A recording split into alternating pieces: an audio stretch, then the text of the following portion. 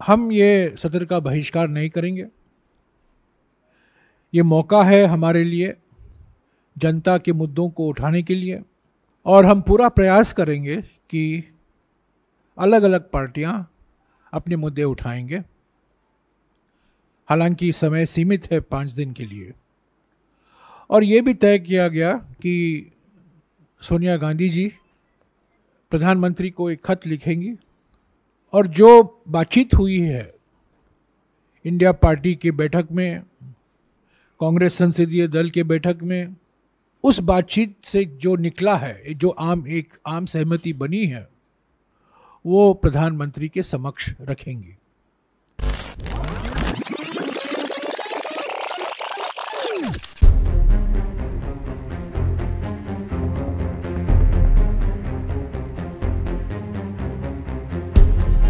पहली बात जो सोनिया जी ने कहा है उस खत में कि ये बैठक बुलाई गई है बिना बातचीत करके, कोई मशवरा नहीं हुआ है, कोई वार्तालाप नहीं था अलग अलग राजनीतिक दलों के साथ। मनमानी अपने ही बल में एक तरफा निर्णय लिया गया कि 5 दिन का सत्र होगा 18 तारीख से। दूसरी बात, जब कभी विशेष सत्र होता है कार्यसूची पहले तय की जाती है, और कार्यसूची जो एजेंडा है, जो कार्यसूची है, वो सभी पार्टियों से बातचीत करके एक बार, जैसा कि मैंने कहा, सर्वसम्मति तो असंभव है, पर एक आम सहमति बनाने की प्रयास होती है सरकार की ओर से। पर यह पहली बार हो रहा है कि विशेष सत्र बुलाया गया है और एजेंडा, कार्यसूची की जानकारी हमारे पास नहीं है।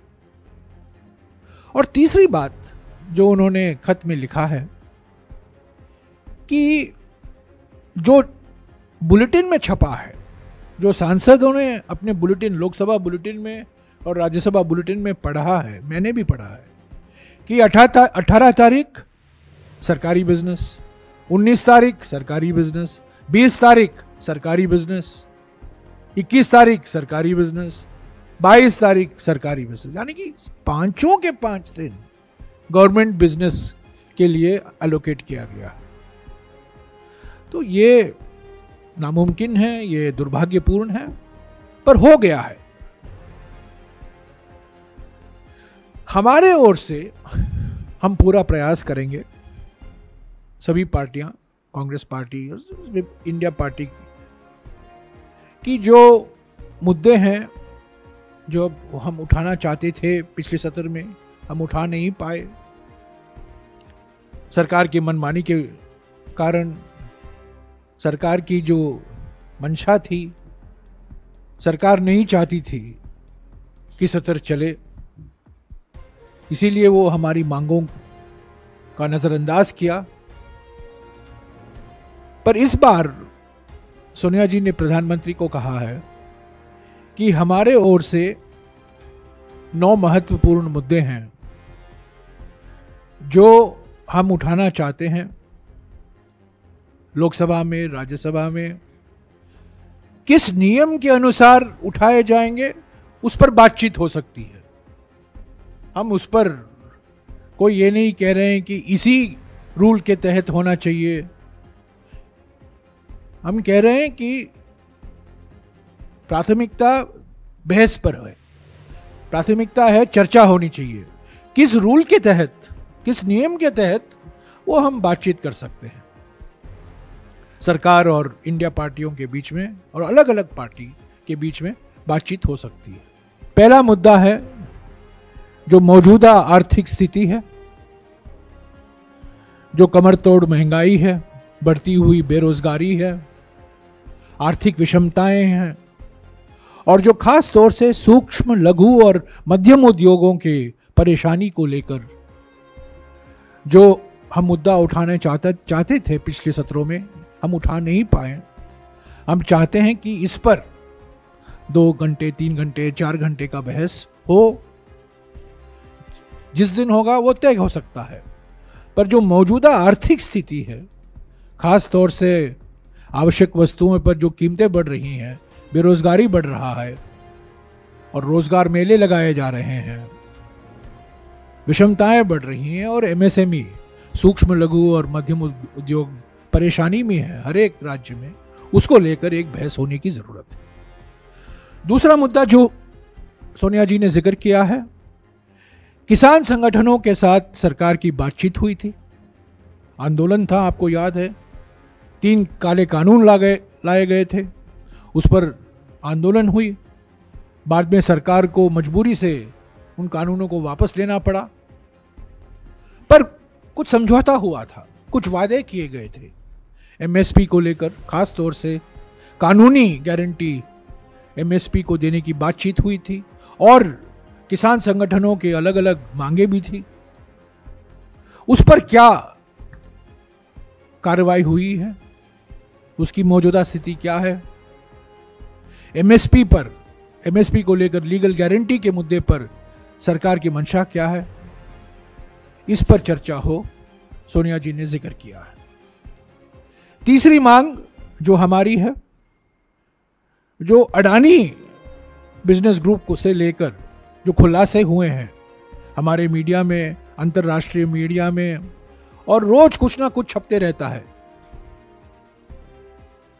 इस पर जांच हो रही है। एक विशेष समिति का गठन किया गया सुप्रीम कोर्ट के द्वारा, सेबी की जांच हो रही है, पर यह बिल्कुल साफ हो गया है कि बिना जेपीसी से इसका पूरा खुलासा नहीं हो सकता। जो तथ्य हैं, जो रिश्ते हैं अडानी के और मोदी सरकार के बीच में, और जो एकमात्र लाभार्थी हैं मोदी सरकार की आर्थिक नीतियों के, जो अडानी बिजनेस ग्रुप है, उसके जो खुलासे हुए हैं, उस पर जेपीसी का गठन होना बहुत ज़रूरी है। ये मांग हम पिछले 6 महीने से कर रहे हैं, 7 महीने से कर रहे हैं, पर यह मांग हम फिर से दोहरा रहे हैं और सोनिया जी ने इसको प्रधानमंत्री को भी अवगत कराया है। चौथा मुद्दा है कास्ट सेंसस को लेकर, जातीय जनगणना को लेकर। जैसा कि आप जानते हैं, जब मैं ग्रामीण विकास मंत्री था 2011 में, हमने प्रयास किया कि जातीय जनगणना हो, सोशो इकोनॉमिक कास्ट सेंसस, हमने पूरा भी किया, पर उसमें और काम करने की ज़रूरत थी। हमारी सरकार चली गई 2014 में, उसके बाद में उस जातीय जनगणना के बारे में हमने कुछ सुना नहीं। न केवल जातीय जनगणना नहीं हुआ है, पर जो 2021 में जनगणना होने वाली थी, जो हर 10 साल जनगणना होती है, वो भी अब तक नहीं हुआ है। और उस जनगणना न होने के कारण हमारे देश में करीब 14 करोड़ लोग हैं जो खाद्य सुरक्षा कानून के लाभार्थी नहीं बन पाए। तो जनगणना होना जरूरी है, और खास तौर विशेष तौर से जातीय जनगणना होना जरूरी है, क्योंकि जो सरकारी कार्यक्रम हैं, हमारे सामाजिक न्याय के कार्यक्रम हैं, सामाजिक सशक्तिकरण के कार्यक्रम हैं, नीतियां हैं, उसको और मजबूती देने के लिए ये जातीय जनगणना होना जरूरी है, अनिवार्य है। 5वां मुद्दा है संघीय ढांचा पर जो आक्रमण हो रहा है। अलग अलग राज्यों में आप देख रहे हैं, तमिलनाडु में देखा है आपने, केरला में देखा है, कर्नाटक में हमारा अन्न भाग्य गारंटी को रोका गया था।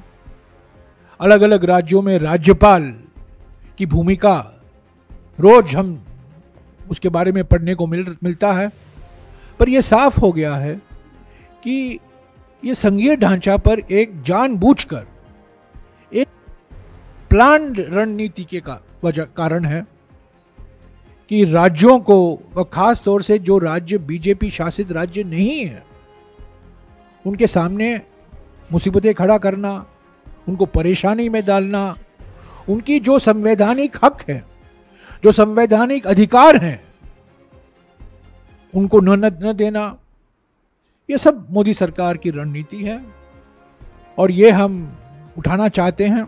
इस पर बहस होने की जरूरत है। और सोनिया जी ने प्रधानमंत्री को कहा है कि ये जो सेंटर स्टेट रिलेशन को लेकर सभी कई राज्यों में जो चिंता जताई गई है, कई मुख्यमंत्रियों ने भी कहा है, इस पर चर्चा जरूर कराइए। छठा मुद्दा है जो प्राकृतिक आपदाएं हैं। खास तौर से हमने देखा है कुछ राज्यों में अत्यधिक बाढ़, हिमाचल प्रदेश जैसे राज्यों में अत्यधिक बाढ़ के कारण लाखों लोग विस्थापित हुए हैं, नुकसान पहुंचा है। और एक राज्य में अत्यधिक बाढ़ हो रहा है, दूसरे राज्य में, महाराष्ट्र जैसे राज्य में अत्यधिक सूखा हो रहा है। तो ये अत्यधिक बाढ़ और अत्यधिक सूखा ये प्राकृतिक आपदाएं हैं, पर अब तक इसको प्राकृतिक आपदा घोषित नहीं किया गया है। ये चिंता का कारण है, चिंता का विषय है। और प्राकृतिक आपदा में जिला सरकार, पंचायत, नगरपालिका, राज्य सरकारों की भूमिका तो है, पर सबसे अहम भूमिका केंद्र सरकार की होती है। राहत केंद्र सरकार से आता है, कैलेमिटी रिलीफ केंद्र सरकार के माध्यम दिया जाता है। तो ये कई राज्यों ने ये बात उठाई है, और न केवल बीजेपी जो विपक्ष के राज्य हैं, पर सभी राज्यों में जो प्राकृतिक आपदाएं से पीड़ित हैं, या तो अत्यधिक बाढ़ या अत्यधिक सूखा, तो इस पर हम समझते हैं कि वक्त आ गया है इसको संसद में चर्चा हो, और सोनिया जी ने इसका भी जिक्र किया है। 7वां मुद्दा चीन से लेकर है। आप जानते हैं 19 जून 2020 को प्रधानमंत्री ने स्वयं चीन को एक क्लीन चिट दे दिया था, पर उसके बावजूद आज हमारे जमीन पर चीन बैठा हुआ है। लद्दाख और अरुणाचल प्रदेश में हमारी सीमाओं पर गंभीर समस्याएं पैदा हुई हैं, चुनौती है हमारे लिए, विदेश नीति के लिए। पर इस पर 3 साल से बहस नहीं हो पाई है, एक शब्द नहीं बोला गया है। हालांकि जो शब्द बोले गए हैं 19 जून 2020 को, वो एक क्लीन चिट दिया गया है प्रधानमंत्री से, और इसकी कीमत हमें भारी तरीके से चुकानी पड़ी है। पर इस पर बहस होना चाहिए, और अगले रणनीति क्या, एक सामूहिक संकल्प हम दिखाएं इसको लेकर, सिर्फ आलोचना के लिए नहीं, पर हम चाहते हैं एक सामूहिक संकल्प संसद की ओर से दुनिया के सामने रखा जाए कि यह हमारे लिए सबसे बड़ी चुनौती है, और इसका मुकाबला हम एकजुट होकर करेंगे। 8वां मुद्दा जो सांप्रदायिक तनाव पैदा किए जा रहे हैं, मिसाल के तौर से हरियाणा जैसे राज्यों में, ये चुनावी रणनीति तो है ही, पर सांप्रदायिक तनाव कई राज्यों में प्रयास की जा रही है। कभी कभी जो संस्थाएं हैं, बोला जाता है ये फ्रिंज एलिमेंट है, पर कभी कभी नॉन फ्रिंज एलिमेंट भी इसमें शामिल है। तो सोनिया जी ने कहा है कि जो कम्युनल टेंशन है, सांप्रदायिक तनाव है, अलग अलग राज्यों में एक भय का वातावरण बनाया गया है, एक माहौल बन गया है भय का। लोग चिंतित हैं, सब लोग चिंतित हैं, लोगों को निशाना बनाया गया है। इस पर चर्चा हो। और आखिरी मुद्दा जो उन्होंने जिक्र किया है मणिपुर को लेकर, 4 महीने हो गए हैं, सुप्रीम कोर्ट ने कहा है संवैधानिक संस्थाएं सब खत्म हो चुकी हैं, आज भी लोग पीड़ित हैं, लाखों लोग विस्थापित हैं। और आज ही हमें पढ़ने को मिला है कि अगले 5 दिन के लिए, जब हम G20 मना रहे हैं दिल्ली में, 5 दिन के लिए इम्फाल घाटी में कर्फ्यू लगाया गया। तो अगर स्थिति नॉर्मल है तो 5 दिन के लिए पूरा कर्फ्यू क्यों लगाया गया? तो ये 9 मुद्दे हैं सोनिया जी के खत में, और उन्होंने कहा है कि एक रचनात्मक सहयोग के भावना से, इन्होंने ये शब्द इस्तेमाल भी किया है, इस रचनात्मक सहयोग के भावना से आप ये तय कीजिए, समय दीजिए, और बताइए कि इन मुद्दों पर एक मौका मिलेगा सभी पार्टियों को अपनी बात रखने का। न सिर्फ हमारी पार्टी, सभी पार्टी, बीजेपी की पार्टी भी चाहेगी कि इन मुद्दों पर वो भाग लें, पर इस पर चर्चा होना जरूरी है।